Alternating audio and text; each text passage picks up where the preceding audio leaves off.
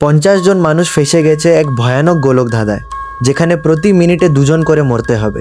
এই মানুষগুলো একদমই র্যান্ডম, অর্থাৎ এখানে আছে পর্ন স্টার থেকে ধার্মিক, ছোট্ট বাচ্চা মেয়ে থেকে মৃত্যুপথযাত্রী বুড়ো। কিন্তু তারা এখানে কেউই জানে না যে তারা এখানে কেন বা কিভাবে এলো। প্রতি 2 মিনিটে কেউ জানে না এরপর কে মরবে। কিন্তু ধীরে ধীরে কিছু মানুষ বের করে ফেলে এই গোলক ধাঁধার আসল রহস্য, আর এরপরই শুরু হয় কে কাকে মেরে বেঁচে থাকতে পারার এক অন্যরকম মিশন। বিশ্বাস করো, সার্কেল নামের এই মুভিটা তোমার মস্তিষ্ক নিয়ে এমনভাবে খেলবে যেন মনে হবে আমি নিজেই আছি সেই গেমে। তো পুরো রহস্য জানতে চলো, শুরু করি আজকের এক্সপ্লেইনার। আর হ্যাঁ, লাইক ও সাবস্ক্রাইব কিন্তু চাই। মুভির শুরুতেই একটা গায়ে কাটা দেওয়া দৃশ্য আমরা দেখতে পাই। বিশাল এক অদ্ভুত রুমের ফ্লোরে অসংখ্য ছোট ছোট সার্কেল বা বৃত্ত তৈরি করা আছে, আর সেই প্রত্যেকটা সার্কেলের ভিতরে রয়েছে একজন করে মোট 50 জন মানুষ। ঠিক তারা যেন পুতুলের মতো অজ্ঞান অবস্থায় দাঁড়িয়ে আছে। কিন্তু হঠাৎ করেই তাদের মধ্যে থেকে একজন মহিলার জ্ঞান প্রথমেই ফিরে আসে। তবে সে নিজেকে এমন ভয়ঙ্কর জায়গায় বন্দি দেখে রীতিমতো ঘাবড়ে যায়। এখানে সে কিভাবে এলো বা কে তাকে আনলো, এসব কিছু সে কিছুতেই মনে করতে পারছে না, যার ফলে আতঙ্কে সে চারিপাশের মানুষগুলোকে ডাকার আপ্রাণ চেষ্টা করে। কিন্তু কোথাও কোনো সাড়া মেলে না, কেননা বাকি সবাই তখনও গভীর ঘুমে আচ্ছন্ন। এই সব কিছু দেখে মহিলাটা প্রচণ্ড চিৎকার শুরু করে দেয়। এরপর কিছু না বুঝেই নিজের সার্কেল থেকে পা বাড়িয়ে সামনের দিকে এগোয়। কিন্তু ঠিক তখনই বিকট শব্দে একটা বাজার বেজে ওঠে, সাথে সাথে ঘরের লাইট জ্বলে ওঠে। এই কারণে সে ভয়ে পাশের জনকে জাগানোর জন্য জাস্ট একটু স্পর্শ করে। কিন্তু এখানেও ঘটে যায় সেই একই ঘটনা, সাথে সাথেই আবারও বাজার বেজে ওঠে। সে ভালোভাবে বুঝে যায় যে এই সার্কেল থেকে বের হওয়া কিংবা কাউকে স্পর্শ করা এখানে পুরোপুরি নিষেধ। তবে বাজারের বিকট শব্দে ততক্ষণে সেই রুমের বাকি 49 জন মানুষেরও একে একে জ্ঞান ফিরতে শুরু করে। আর এখানেই সবাই চোখ খুলে এই অদ্ভুত পরিস্থিতি দেখে ভয়ে কুঁকড়ে যায়। ঠিক সেই মুহূর্তে মাঝখানে থাকা অদ্ভুত একটা ডোমের দিকে সবার নজর পড়ে। এখন এটার কী কাজ তা কারো মাথায় আসছিল না। এমন সময় নতুন আরেকটা মেয়ের জ্ঞান ফিরতেই সে ভয়ের চোটে দৌড়ে পালাতে থাকে। কিন্তু সে নিজের সার্কেল থেকে এক পা বাইরে ফেলা মাত্রই ওই ডোম থেকে প্রচণ্ড একটা ইলেকট্রিক শক এসে তাকে চিরতরে শেষ করে দেয়। চোখের সামনে ভয়াবহ মৃত্যু দেখে বাকিরা একটা বিষয় খুব ভালোভাবে বুঝতে পারে, কোনোভাবেই এই সার্কেলের বাইরে বের হওয়া যাবে না। এভাবে কিছুক্ষণের মধ্যে পুরো রুমের লাইট একবার পরিষ্কারভাবে জ্বলে ওঠে। ঠিক তখন পরিস্থিতি বুঝে উঠতে না পারা আরেক ব্যক্তি পালানোর চেষ্টা করে, আর ফলাফল হিসেবে একইভাবে ইলেকট্রিক শকে তারও মৃত্যু হয়। এই উত্তেজনার মধ্যে দেখা যায় ওই 50 জনের মধ্যে একজন পুলিশ অফিসারও সেখানে আটকা পড়েছে। ঠিক তখনই পুরো রুমে অদ্ভুত একটা বিপ সাউন্ড বেজে ওঠে। সবাই অবাক হয়ে দেখে যে কোনো মানুষের স্পর্শ ছাড়াই প্রথম মৃত মেয়েটার লাশ একা একা ফ্লোর থেকে অদ্ভুতভাবে গায়েব হয়ে গেছে। তবে আসল ধাক্কাটা তখনও বাকি ছিল। যেই ছেলেটা সবাইকে সাবধান করছিল, হঠাৎ ডোম থেকে কোনো কারণ ছাড়াই তাকে শক দিয়ে মেরে ফেলা হয়। কোনো রুলস না ভাঙার পরেও এই মৃত্যুটা দেখে বাকিদের তো আত্মারাম খাঁচা ছাড়া হওয়ার জোগাড়। এই প্যানিকের মধ্যেই ক্যাপ পরা একটা ছেলে হঠাৎ খেয়াল করে সে নিজের হাতের ইশারায় ফ্লোরের লাইট বা অ্যারোগুলোকে কন্ট্রোল করতে পারছে। ব্যাপারটা নিশ্চিত হওয়ার জন্য সে একটা লাইট সরাসরি একটা মেয়ের দিকে পয়েন্ট করে। কিন্তু এর সাথে সাথেই ডোম থেকে এক ঝলকে ইলেকট্রিক শক এসে ওই মেয়েটাকেও শেষ করে দেয়। চোখের সামনে স্রেফ একটা সাধারণ পরীক্ষার কারণে আরও একটা প্রাণ চলে যায়। মোট কথা, তারা খুব ভালোভাবে বুঝতে পারে যে এই মৃত্যুর রিমোট কন্ট্রোল তাদের নিজেদের হাতেই রয়েছে। এভাবেই গেমের আসল ভয়ঙ্কর রূপটা এবার সবার সামনে পরিষ্কার হতে থাকে। কিছুক্ষণ পরপরই সেই নার্ভাস করে দেওয়া বিপ সাউন্ড বেজে ওঠে, আর তারপর কেড়ে নেয় আরেকটা প্রাণ।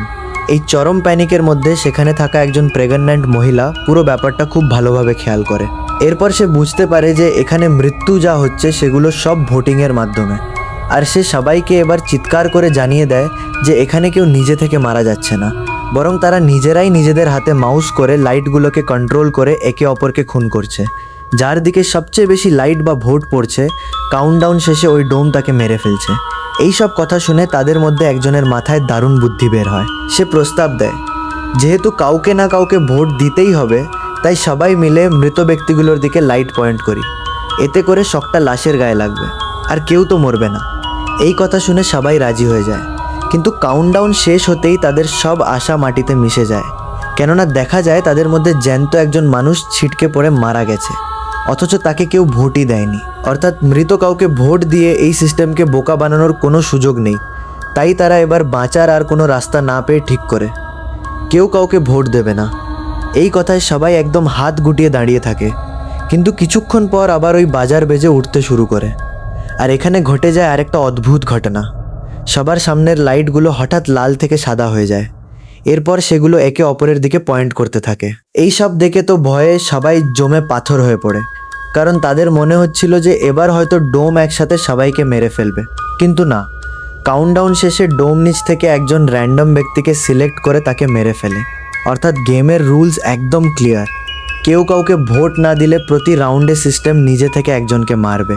এই চরম কনফিউশনের মধ্যেই একটা ছেলে মাথা ঠান্ডা রেখে সবাইকে নতুন এক ভয়ঙ্কর যুক্তির কথা বোঝানোর চেষ্টা করে।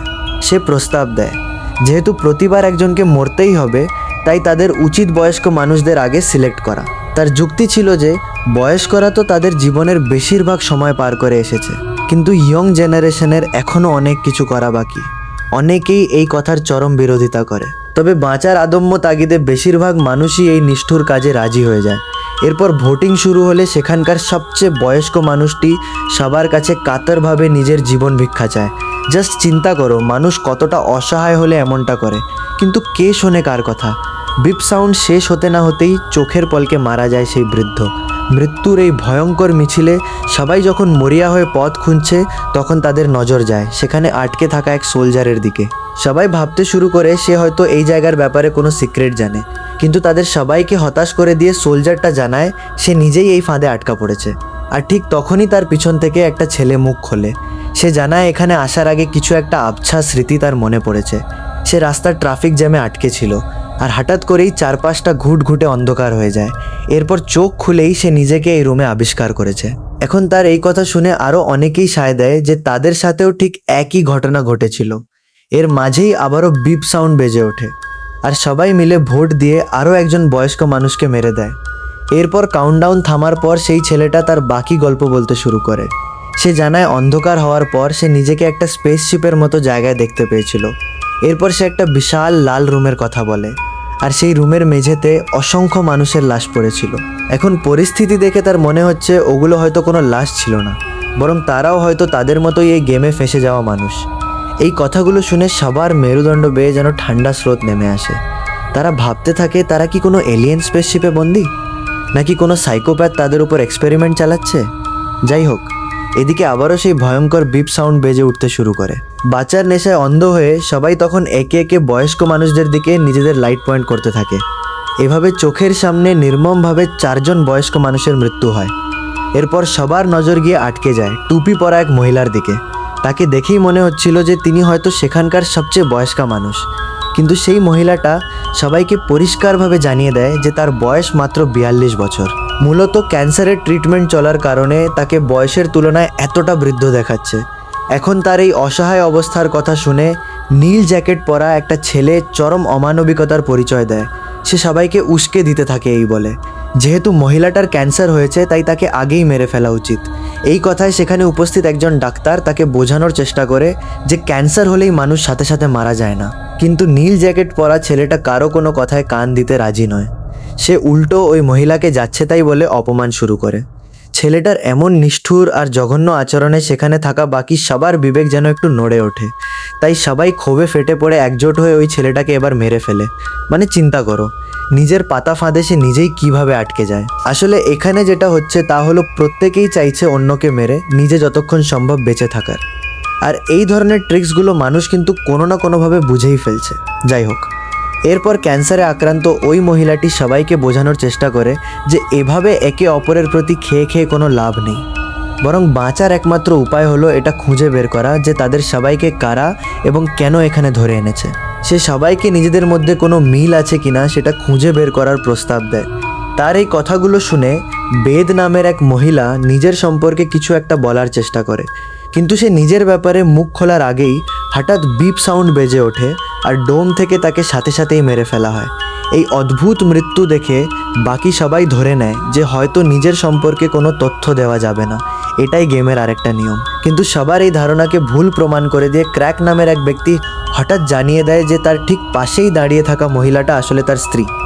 এই কথা শোনার পর পুরো রুমের পরিস্থিতি আবারও বদলে যায়। আরেকজন ব্যক্তি কৌতূহলী হয়ে জানতে চায় যে ওই স্বামী স্ত্রীর মতো তাদের মধ্যেও আর কেউ একে অপরের পরিচিত কিনা। তখন অন্য এক ব্যক্তি স্বীকার করে যে সে এখানকার ওই ডাক্তারকে আগে থেকেই চেনে।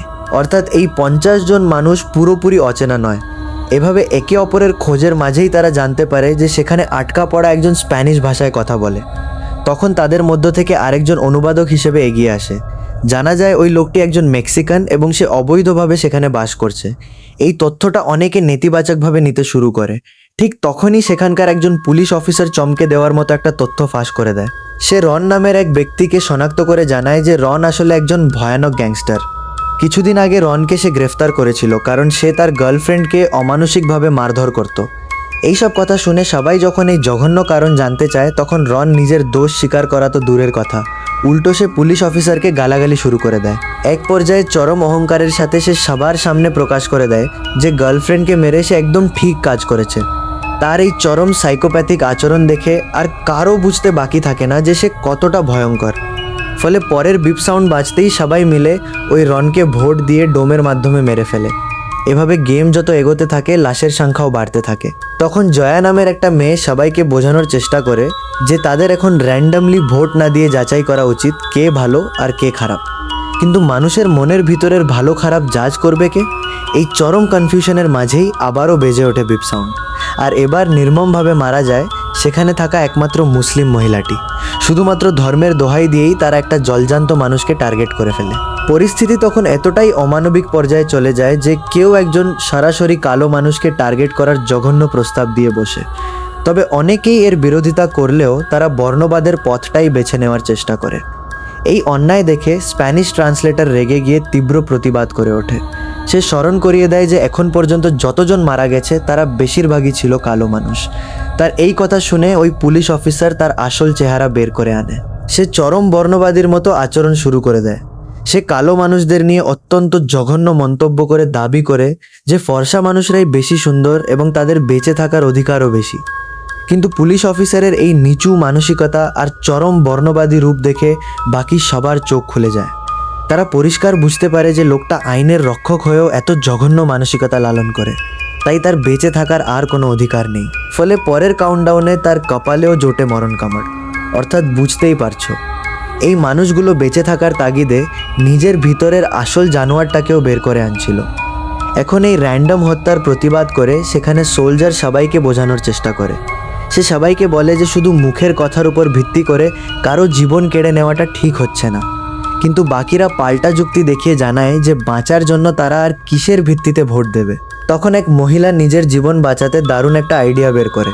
সে প্রস্তাব দেয়, সবাই যদি নিজের লাইট নিজের দিকে পয়েন্ট করে রাখে তাহলে হয়তো কারো গায়ে শক লাগবে না। সবাই এই প্ল্যানে রাজি হয়ে তাই করে। কিন্তু সিস্টেমকে বোকা বানানো অতটা সহজ ছিল না। কাউন্টডাউন শেষ হতেই দেখা যায় ডোম নিজের নিয়মে আরেকজন জ্যান্ত মানুষকে মেরে ফেলেছে। এরপর তারা আরেকটা ট্রিক খাটানোর চেষ্টা করে। সবাই ঠিক করে যে প্রত্যেকে তার ঠিক পাশের জনকে ভোট দেবে যাতে সবার ভোট সমান থাকে এবং ড্র হয়ে যায়। কিন্তু তাদের এই প্ল্যানটাও পুরোপুরি ফেল করে এবং আরও একটা তরতাজা প্রাণ শেষ হয়ে যায়। এখন গেমের সিস্টেম আসলে একদম ক্লিয়ার, তাদেরকে ভোট দিতেই হবে এবং কাউকে না কাউকে মেজরিটি ভোট পেতেই হবে। তাই বাধ্য হয়ে তারা আবারও সাধারণ নিয়মে ভোটিং শুরু করে। কিন্তু এবার এক অদ্ভুত পরিস্থিতি সৃষ্টি হয়। একজন সাধারণ লোক আর সেই প্রেগন্যান্ট মহিলার মধ্যে ভোট ড্র হয়ে যায়। অর্থাৎ কোইন্সিডেন্টালি এই দুজনের ভোট কাউন্ট সমান হয়। এখন বাঁচার জন্য এই দুজনের মধ্যে একজনকে বেছে নিতে হবে। অনাগত সন্তানের কথা ভেবে প্রেগন্যান্ট মহিলার প্রতি সবারই সিম্প্যাথি কাজ করছিল, তাই শেষ পর্যন্ত সবাই ওই লোকটাকে ভোট দিয়ে মেরে ফেলে। এবার এই ঘটনা দেখে একজন লোক একটা নির্মম সত্য সবার সামনে তুলে ধরে। সে যুক্তি দেখায় যে এভাবেই যদি মানুষের ইমোশন কাজ করতে থাকে তাহলে শেষ পর্যন্ত শুধু প্রেগন্যান্ট মহিলা আর ছোট্ট বাচ্চাটাই সার্ভাইভ করবে। তাই নিজেদের বাঁচার সুযোগ বাড়াতে হলে সবার আগে ওই মহিলা আর বাচ্চাটাকে মেরে ফেলতে হবে। মানে কি আর বলবো, নিজের জীবন বাঁচাতে মানুষ কতটা নিচে নামতে পারে। কিন্তু সৌভাগ্যবশত বেশিরভাগ মানুষই এই অনাগত প্রাণের কথা ভেবে এই জঘন্য প্রস্তাবে রাজি হতে পারে না। পরের রাউন্ডে আবারও ভোট ড্র হয়ে যায় ওই ছোট্ট বাচ্চা আর এক বয়স্ক মহিলার মধ্যে। এই অবস্থায় কেউ বুঝতে পারছিল না যে কাকে মারা উচিত। তখন পরিস্থিতি সামাল দিতে একজন প্রস্তাব দেয় যে তাদের মধ্যে এমন কেউ আছে কিনা যে অন্যদের বাঁচাতে স্বেচ্ছায় নিজের জীবন বিসর্জন দিতে রাজি। আর এখানে সত্যি সত্যি একে একে 3 জন মানুষ স্বেচ্ছায় আত্মত্যাগ করতে এগিয়ে আসে, যার ফলে তাদের এবার ভোট দিয়ে মেরে ফেলা হয়। এরপর সবার নজর গিয়ে আটকে যায় ওই সোলজারের দিকে। সবাই মিলে তাকে মানসিক চাপ দিতে থাকে যেন সে সবার জন্য নিজের জীবনটা বিসর্জন দেয়, কারণ মানুষের জন্য জীবন দেওয়া তো একজন সোলজারের মূল ডিউটি। কিন্তু সোলজার তখন অত্যন্ত ইমোশনাল হয়ে এক নিদারুণ অপারগতার কথা জানায়।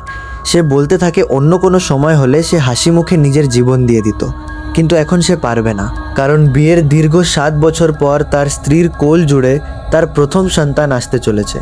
তাই মৃত্যুর আগে সে শুধু একবার তার অনাগত সন্তানের মুখটা দেখতে চায়। এরপর মারা গেলেও তার কোনো আফসোস থাকবে না। এখন সোলজারের এই গভীর ইমোশনাল কথা শুনে সেখানে থাকা সবার বিবেক আর আবেগ যেন এক মুহূর্তের জন্য থমকে যায়। তাদের চোখগুলো ভিজে ওঠে আর কেউই কোনো কথা বলতে পারে না। মোট কথায় মৃত্যুর মুখে দাঁড়িয়েও মানুষের ভিতরে মায়া যেন পুরোপুরি শেষ হয়ে যায়নি। গেমের এই নির্মমতায় হাঁপিয়ে ওঠে একজন লোক হঠাৎ দাবি করে বসে যে এটা হয়তো কোনো গেম নয়, বরং তাদের পাপের শাস্তিস্বরূপ স্বয়ং সৃষ্টিকর্তা তাদের এখানে বন্দি করে রেখেছে। কিন্তু তার এই কথায় চরম বিরক্ত প্রকাশ করে টম নামের এক ব্যক্তি। টম ছিল চরম নাস্তিক।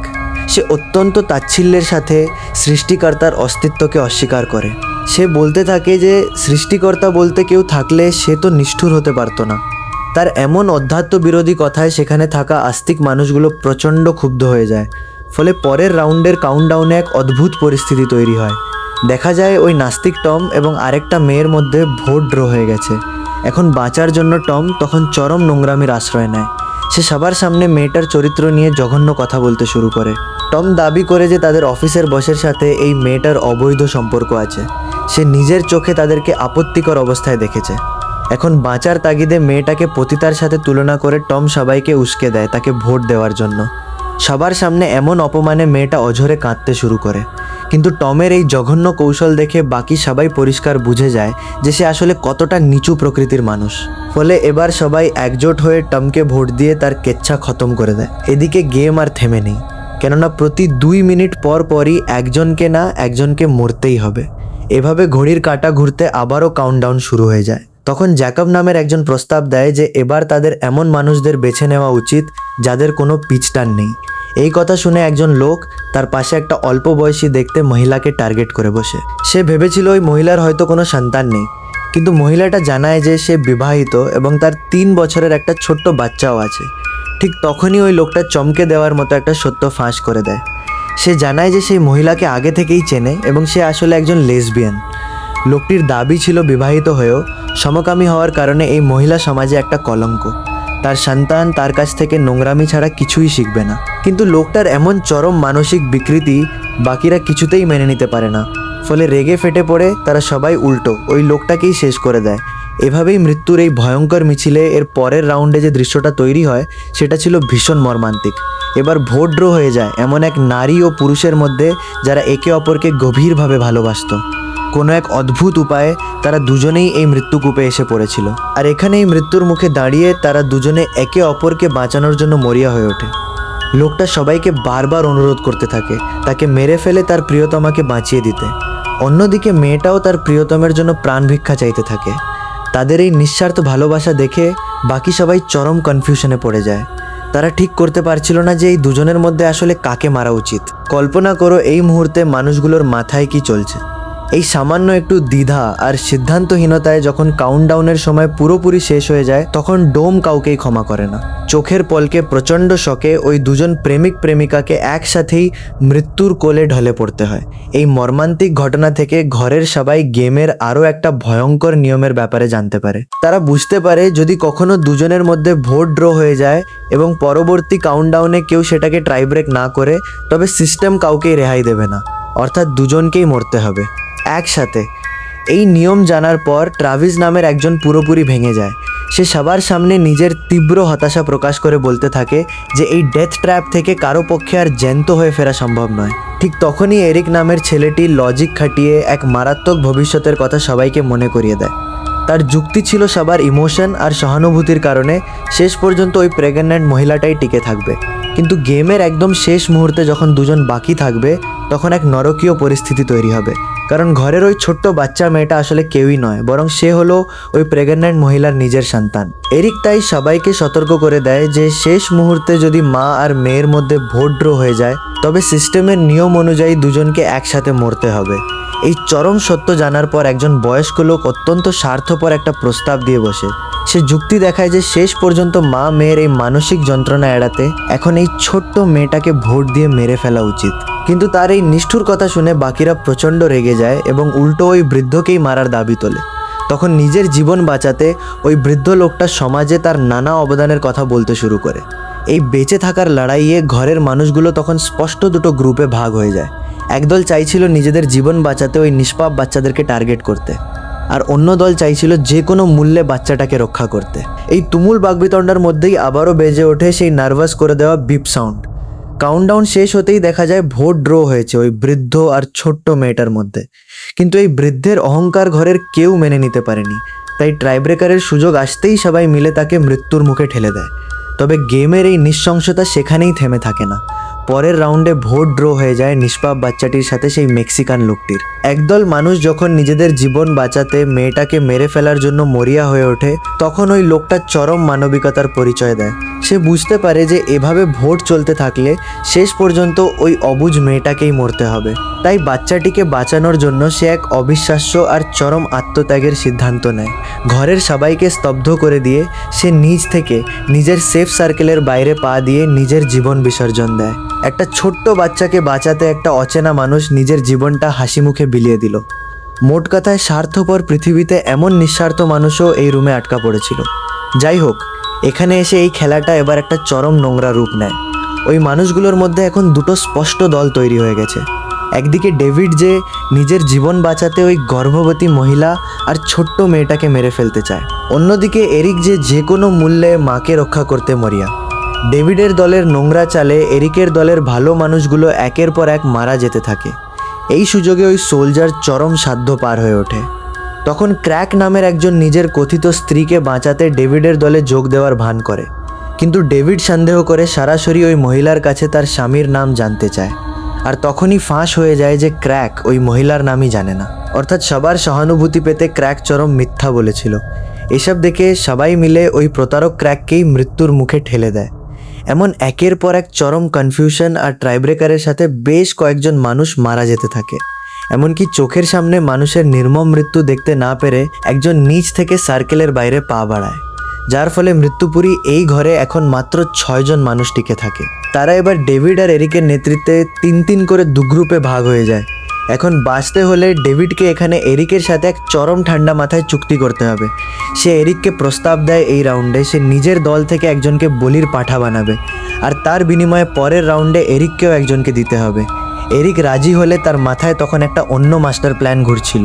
সে আগে থেকেই জানতো ডেভিডের দলের শান্ত স্বভাবের এই লোকটা কাউকে ভোট দেয় না। এই সুযোগ কাজে লাগিয়ে এরিক এমনভাবে ভোট গুছিয়ে দেয় যাতে বাচ্চা মেয়েটার বদলে ডেভিডের দলের ওই মহিলারাই মারা যায়। নিজের পাতা জালে নিজেই আটকে গিয়ে ডেভিড পুরোপুরি স্তব্ধ হয়ে পড়ে। এরপর এরিক দলের সবাই মিলে ডেভিডকেও ভোট দিয়ে মেরে ফেলে, আর সেই শান্ত লোকটা ভোট না দেওয়ায় ডোম তাকেও শেষ করে দেয়। এবার ওই অন্ধকার রুমে টিকে থাকে মাত্র 3 জন, এরিক, ওই গর্ভবতী মহিলা আর ছোট্ট মেয়েটি। এর নির্মম সত্য জানতে পেরে গর্ভবতী মহিলাটি কান্নায় ভেঙে পড়ে, কারণ তার পক্ষে নিজের নিষ্পাপ সন্তান কিংবা এরিকের মধ্যে কাউকে বেছে নেওয়া সম্ভব ছিল না। তখনই এরিক ওই ছোট্ট মেয়েটাকে বলে বিপ সাউন্ড শেষ হওয়ার ঠিক আগ মুহূর্তে তারা দুজন একসাথে সার্কেল থেকে লাফিয়ে পড়বে। অবুঝ মেয়েটি এরিকের কথায় বিশ্বাস করে শেষ সময় ঠিক হওয়ার আগেই মুহূর্তে ফ্লোরে লাফিয়ে পড়ে, আর সাথে সাথে প্রচণ্ড ইলেকট্রিক শকে মেয়েটার করুণ মৃত্যু হয়। কিন্তু ঠিক এই জায়গায় এসে মুভি তোমাকে সবচেয়ে বড় ধাক্কা দেয়।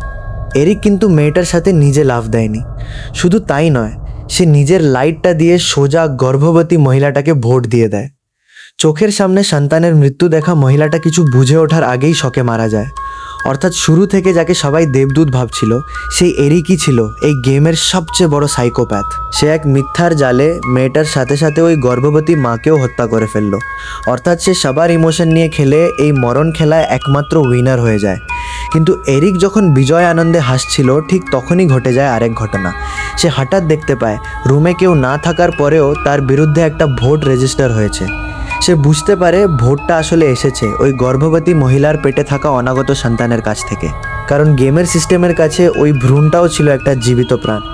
আর এবার নিজের জীবন বাঁচাতে এরিক সাথে সাথে ওই অনাগত সন্তানের বিরুদ্ধেও ভোট দিয়ে দেয়। আর এরপরেই পুরো রুমের লাইট অফ হয়ে সে অজ্ঞান হয়ে পড়ে। পরের দৃশ্যে জ্ঞান ফিরলে দেখা যায় এরিক নিজেকে পৃথিবীর বাইরের কোনো একটা খোলা প্রান্তরে আবিষ্কার করেছে। সে আকাশের পানে তাকিয়ে দেখে এক বিশাল স্পেসশিপ ধীরে ধীরে মেঘের আড়ালে মিলিয়ে যাচ্ছে। এসব চিন্তা মাথা থেকে ঝেড়ে ফেলে এরিক সামনে গিয়ে শহরের মূল রাস্তায় এসে দাঁড়ায়, কিন্তু সেখানে এসে তার মতোই আরও শত শত মানুষকে দাঁড়িয়ে থাকতে দেখে। আসলে এরা সবাই ছিল এরিকের মতোই আলাদা আলাদা সার্কেলের একমাত্র উইনার, যারা নিজেদের জীবনের জন্য বাকি 49 জনকে কোনো না কোনোভাবে খুন করে এখানে এসেছে।